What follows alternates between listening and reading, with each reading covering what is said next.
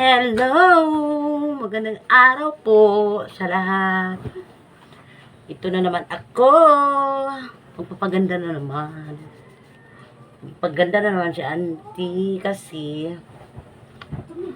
pupunta ako ng barangay hall namin dito sa Maluku kasi inquire ako ng certificate for the tree planting. Kasi kailangan namin yung certificate ng tree planting kasi magpapakasal kami nga sa civil. Kailangan yung requirements yun. At saka magkuha ako ng ng sidula. So, ayun. Magpaganda ako. Kasi punta ako doon. So, guys, ano na lang mga auntie, mga Monday, Tuesday, Wednesday, flight na ni Uncle papunta dito. So, Friday, punta na ako ng CDO. At saka, sunduin ko siya din. Katapos ko mga auntie sumundo sa kanya, di muna kami uwi dito sa bahay kasi doon muna kami matulog sa Cagayan. Para makapag-banding na makapag-banding. Alam niyo naman siguro. Malapit ng mag-isang taon kami hindi nagkita ni Uncle. So, isang buwan siya dito. So, excited ako. No more love making sa guys, sa cellphone, mga auntie. No more toys. So, update ako mamaya kasi punta ako doon.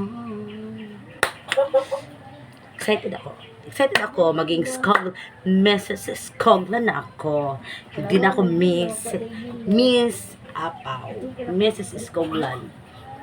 Hopefully na din ako. Sa susunod nito mag-process na ako. Maka-process ako. Punta akong US. Kasi kawawa si Uncle dun sa US ba mga auntie. Kawawa si Uncle kasi nag-iisa lang siya sa bahay. Kasama niya yung isang pusa at saka yung isang aso.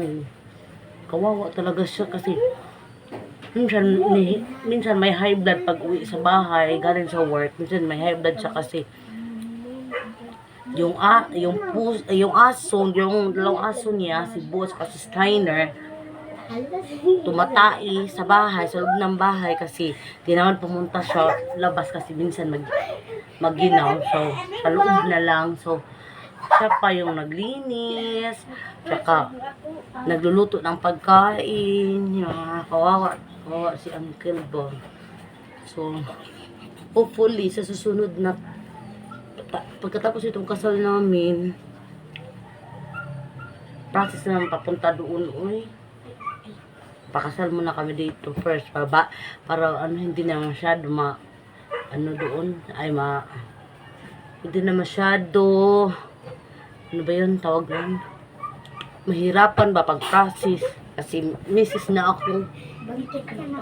Ay naku, talaga pag isa lang sila tapos yung may anak si Uncle, may anak siya isa lang pero minyo na minyo na siya. So tsaka malayo yung bahay niya, isa na talaga si Uncle. So, update ako ha. Thank you guys.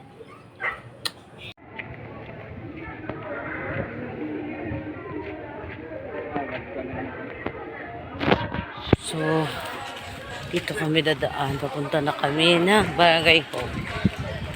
Hopefully may entrance dito. Dito na kami sa barangay hall.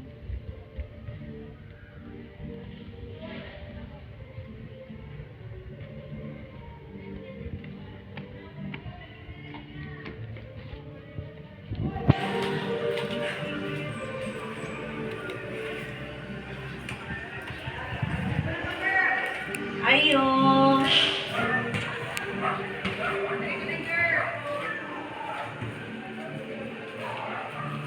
Galing? Wala. Asa din. Asa?